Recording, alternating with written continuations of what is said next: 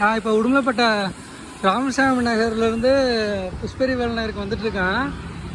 ரோட்டில் ஒரு சைக்கிள் கூட கிடையாது. உடுமலைப்பேட்டையில் சுற்றி இருக்கிறவங்க வந்து கிட்டத்தட்ட ஒரு 1/2 கிலோமீட்டருக்குள்ளே தான் எல்லோரும் இருப்பாங்க. Maximum 3 kilometre. 3 கிலோமீட்டருங்கிறது தாராளமாக நம்ம சைக்கிளில் போகிறக்கு அந்த திறன் நம்ம உடம்புல இருக்குது. 1% மக்கள் கூட சைக்கிளில் போகல. இதில் பணக்காரங்க, ஏழை, இல்லை இருக்கிறவங்க, இல்லாதவங்க அந்த கணக்கே இல்லை. சைக்கிளில் போனால் நம்ம உடம்புக்கு நல்லது.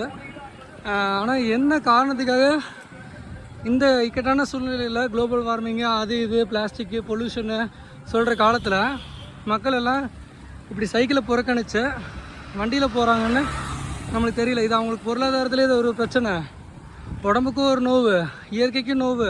அப்படிப்பட்ட அந்த வண்டியை தான் தனிநபர் எடுத்துகிட்டு போகாமல் அவங்க சைக்கிள் எடுத்துகிட்டு